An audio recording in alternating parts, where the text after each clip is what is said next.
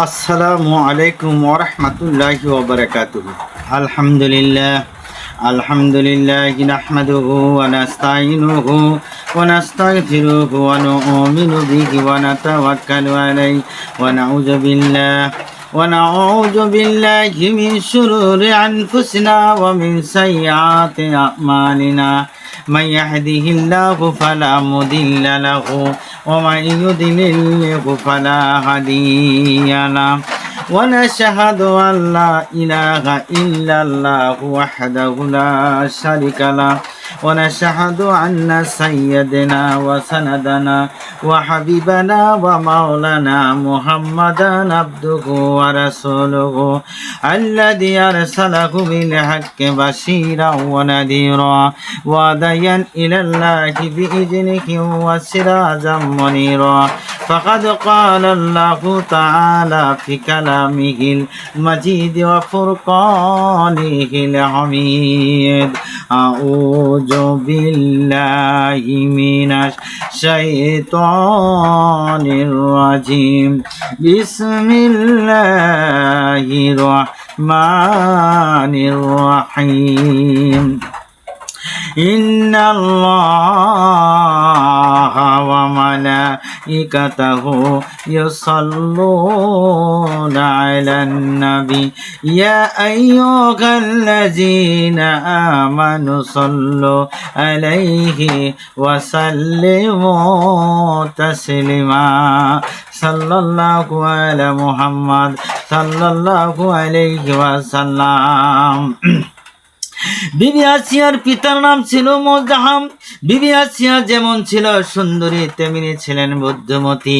ফিরাউনের বাল্য নাম ছিল কাবুস। আমার ভাইয়েরা, তার পিতা মাতা পুত্রের চরিত্র সংশোধন করার জন্য দেশের সেরা সুন্দরী আসিয়ার সঙ্গে ফিরাউনের বিবাহ দিয়ে দিলেন।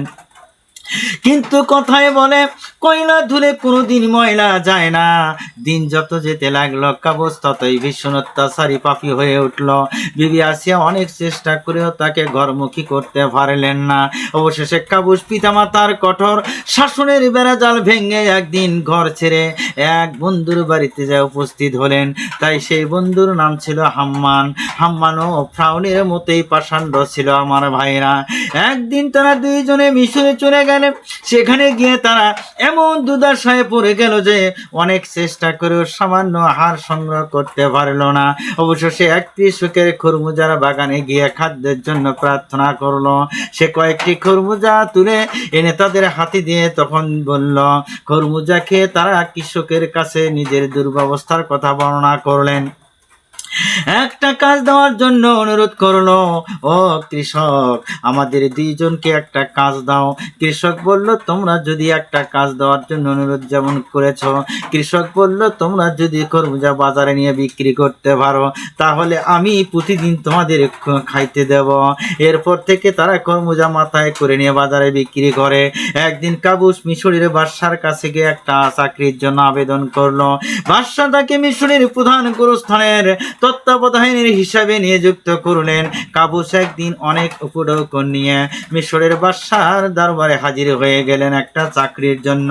প্রধানমন্ত্রীর উপঢৌকন পেয়ে খুশি হয়ে তাকে প্রধান নগর রক্ষণের দায়িত্ব দিয়ে দিলেন। আর তার স্থানে নিয়ে যেতে হলো হাম্মান। কিছুদিন পর প্রধানমন্ত্রীর মৃত্যু হয়ে গেল। প্রধানমন্ত্রী যখন মারা যায়, মিশরের